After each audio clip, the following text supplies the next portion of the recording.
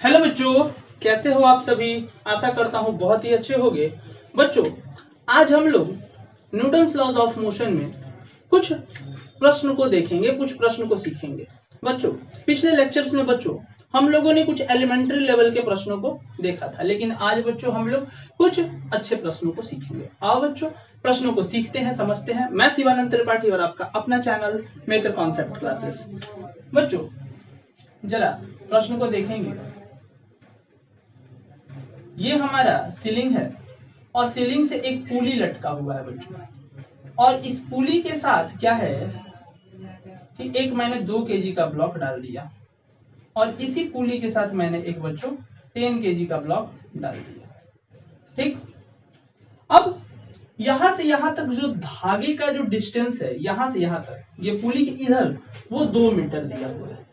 प्रश्न दे रहा है एक मंकी है बेसिकली शुरुआत यहां से करके यहां पे चढ़ना चाहता है। हम कहीं बीच में बना देते हैं कि फिगर थोड़ा सा ठीक से दिखे। इनिशियली वो शुरुआत यहीं से करता है और ये मंकी इसके ऊपर चढ़ने का कोशिश करेगा। अब मंकी शुरुआत में ये इनिशियली ये पूरी की पूरी फिगर रेस्ट में थी और कहता है क्या कि ये जो मंकी का एक्सीलरेशन है, जब टाइम कुछ बीता तो मंकी चढ़ना स्टार्ट कर दिया इस पुली के ऊपर।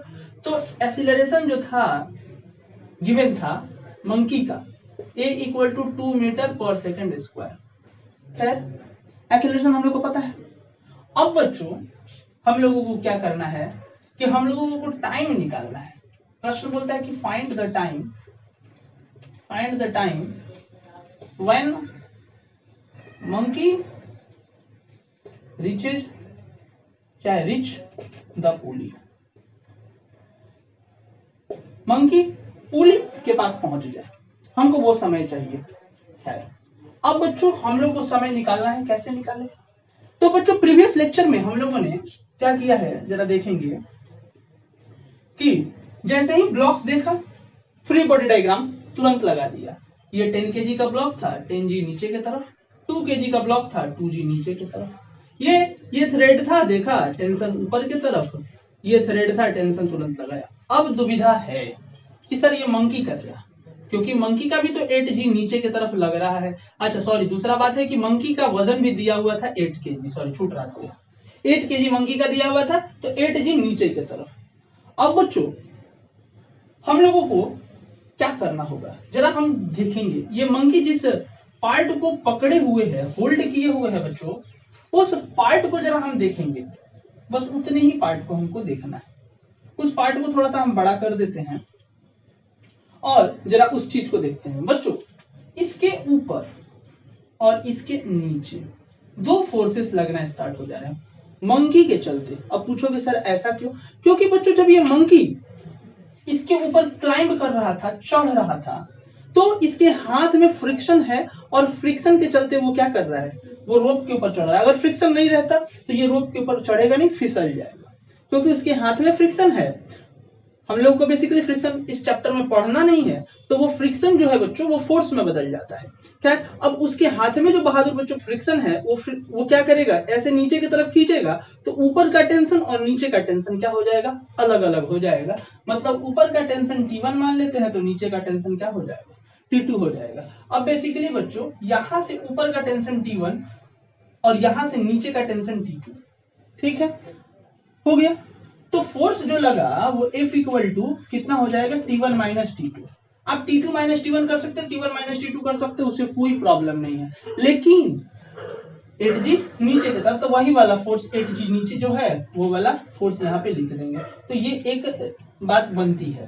खैर, एक इक्वेशन यहाँ पे बनता है, लेकिन इस इक्वेशन से हमको उतना लेना देना नहीं है, बस समझने के लिए हम लोगों ने किया है। अब बच्चों ये बेसिकली ये यहां से यहां तक जो थ्रेड है जरा देखोगे आप तो वो सेम है, थ्रेड सेम है। तो जो यहां से ऊपर की तरफ यहां से यहां तक जो है बेसिकली जब थ्रेड सेम है आपका, तो यहां पर जो टेंशन होगा वही टेंशन यहां पर होगा। पूछोगे ऐसा कैसे सर? अब जरा हम इसी बात को हम थोड़ा एक टग वॉर से समझाने का कोशिश करते हैं। अगर आप टग वॉर देखे होंगे तो ऐसे हम बना लेते हैं, जरा सा समझेंगे। ये मान लो एक आदमी है बच्चों, और एक नहीं, टग वॉर में तो 2-3 आदमी होते हैं, सॉरी, और 2-3 आदमी हैं इस तरह से खड़े हैं। और एक धागे को खींच रहे हैं।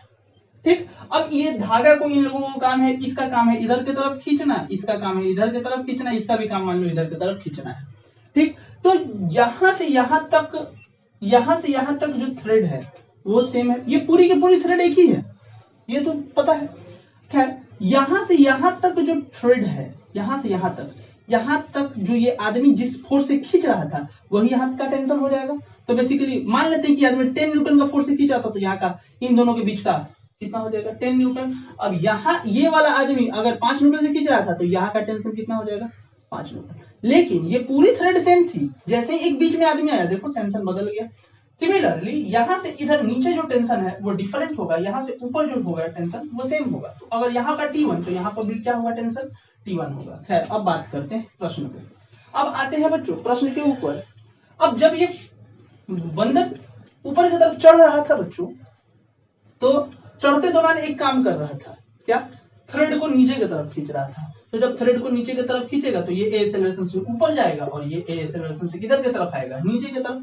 जब ये खींचेगा इस तरह से, मतलब पुली को इस थ्रेड को ऐसे पकड़ खींच रहा है तो ये ऊपर जाएगा, निश्चित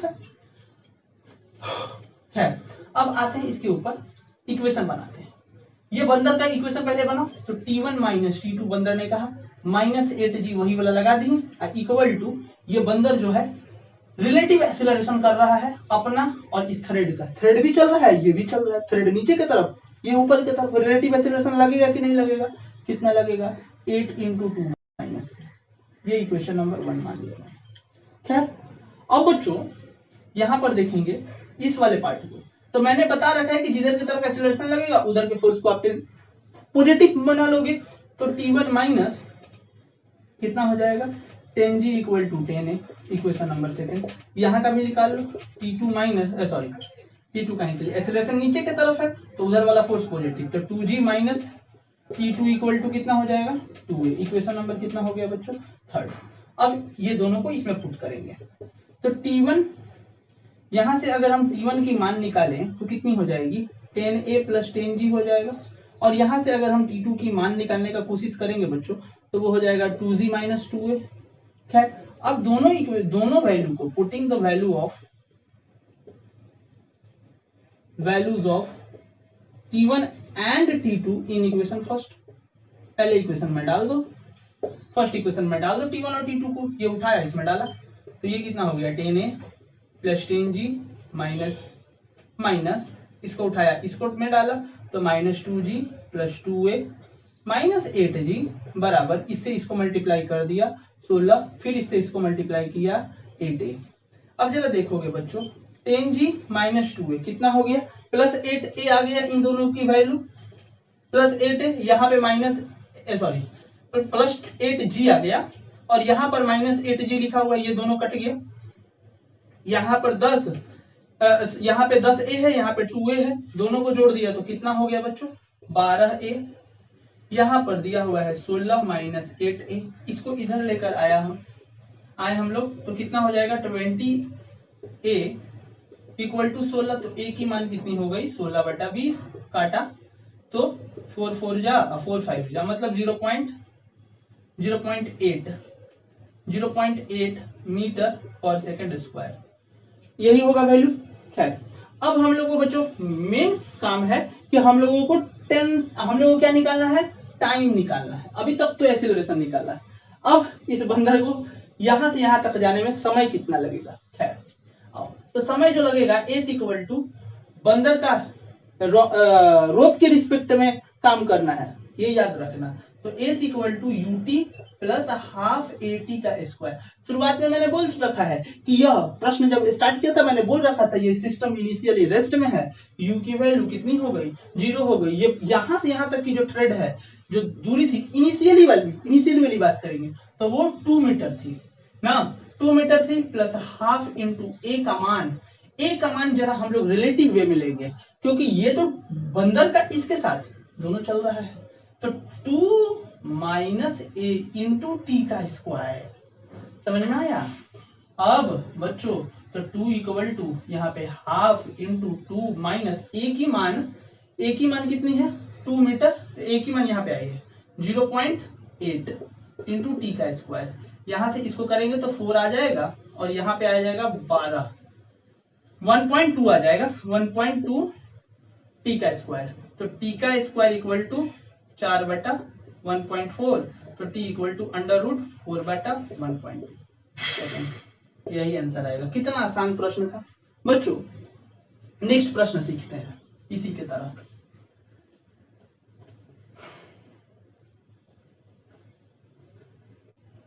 बच्चों फिर से एक हम लोग प्रश्न को देखेंगे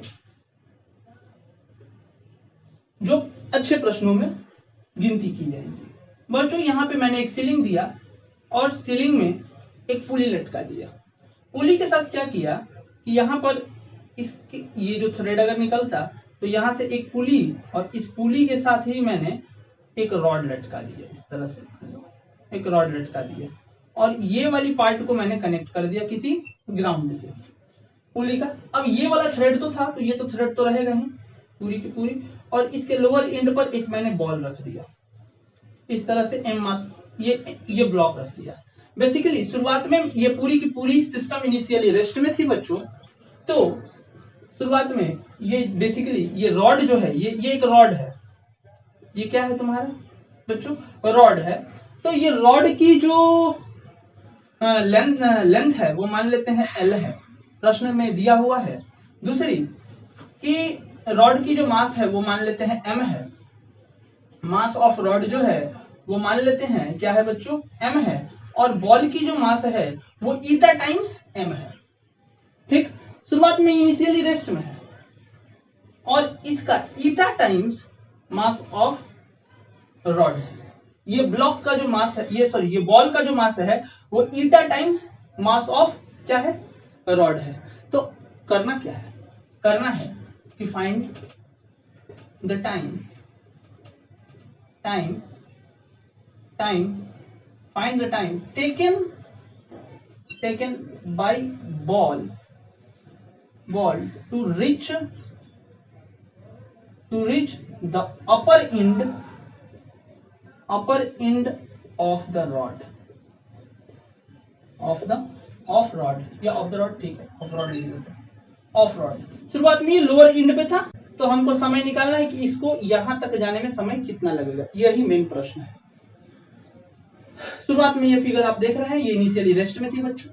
अब काम क्या करेंगे जरा देखो बच्चों, यहाँ पर थ्रेड देखा तुमने, जैसे ही देखा थ्रेड तुमने टेंशन लगाया, थ्रेड टी टेंशन लगा, काम खत्म। सर ब्लॉक देखा, रॉड देखा, एम मास का रॉड है mg नीचे की तरफ, सर ये जो बॉल है वो ईटा mg है, मतलब eta times mass of rod है, तो इसका जो वेट वजन होगा वो कितना होगा ईटा mg लिख देंगे।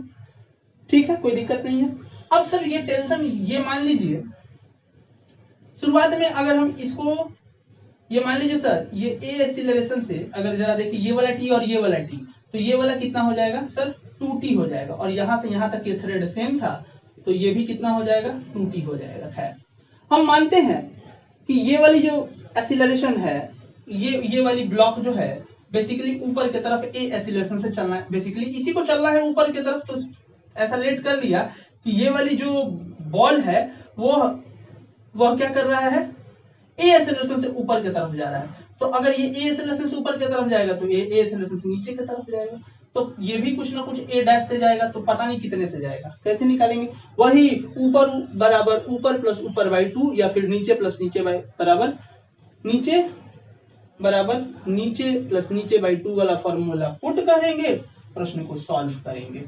तो ए इक्वल टू क्या हो जाएगा ए डैश, यहाँ वाला तो भैया ये तो बंद है, इसका तो चलेगा नहीं करेगा, तो 0 मान लिया डिवाइडेड बाई 2, तो ये कितना हो जाएगा ए डैश इक्वल टू 2a। तो मतलब ये कितने एक्सेलरेशन से चलेगा, मतलब ये वाला जो ब्लॉक है वो कितने एक्सेलरेशन से चलेगा, रॉड तुम्हारा 2a एक्सेलरेशन से नीचे की तरफ जाना स्टार्ट कर देगा।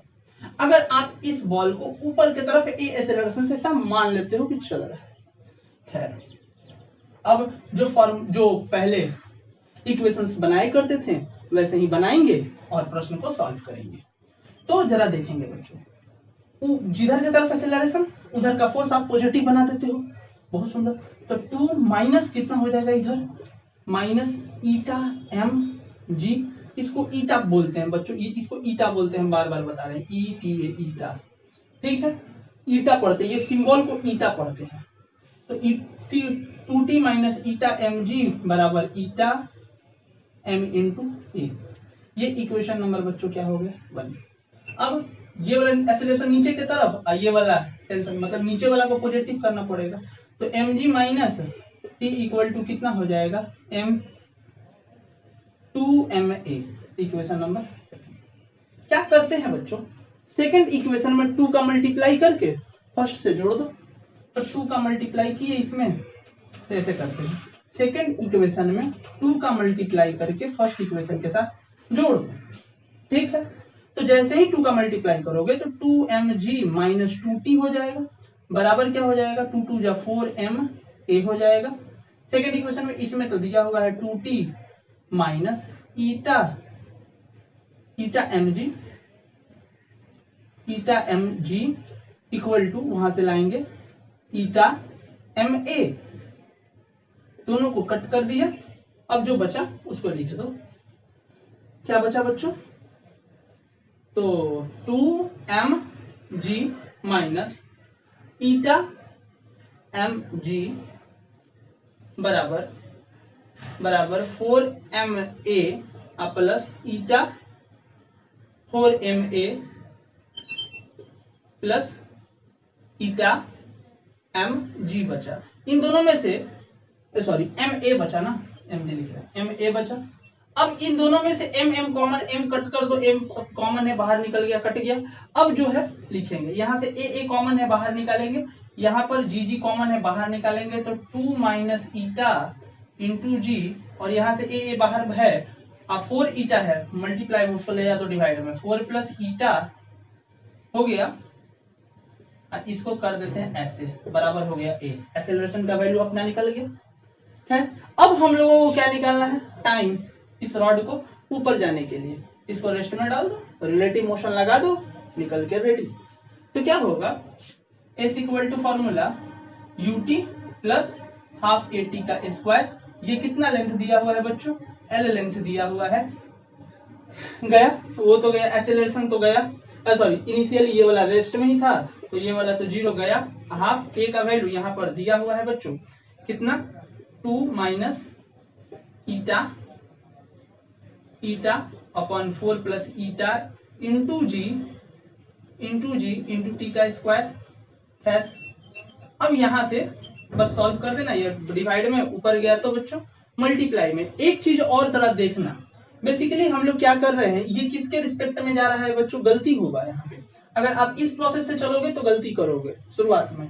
बेसिकली ये वाला इस रॉड के रिस्पेक्ट में चल रहा था, ये एक्सेलरेशन a से ऊपर जा रहा था, ये एक्सेलरेशन a से नीचे जा रहा था, आपने इसको रेस्ट में डाल दिया, तो इन दोनों को क्या कर देंगे, जोड़ देंगे। ये a डैश जो एक्सेलरेशन आएगा यहाँ पे a डैश लिख देते हैं, क्योंकि रिलेटिव लग रहा है तो दोनों को जोड़ना पड़ेगा 2a प्लस a। अगर आप यहाँ पर इस ढंग से चलते तो फिर आप गड़बड़ा जाते, तो यहाँ पर कितने एक्सेलरेशन हो जाएंगे, 3a हो जाएगा, क्योंकि ये 2a प्लस a कितना हो जाएगा 3a। अब कर लो, अब आ जाएगा। यही बात हम बच्चे क्या करेंगे, यहाँ पर गलतियां स्टार्ट हो जाएगा, यहाँ पे a एक्सेलरेशन करेंगे और फिर सॉल्व करोगे आप लोग तो फिर प्रॉब्लम में फंसोगे। ये डिवाइड में बन गया तो बच्चों मल्टीप्लाई में 12 बाई 3 और ये ऊपर चला गया तो 4 प्लस ईटा अपॉन में 2 माइनस ईटा बराबर इंटू जी, नीचे की तरफ जी कहाँ आ जाएगा, नीचे की तरफ, टी का स्क्वायर, टी इधर भेज दोगे अंडर रूट में, आ गया आंसर। तो इस प्रकार के प्रश्न बच्चों हम लोगों को बार बार पूछे जाते हैं। बच्चों आज के लिए इतना ही, तब तक के लिए धन्यवाद।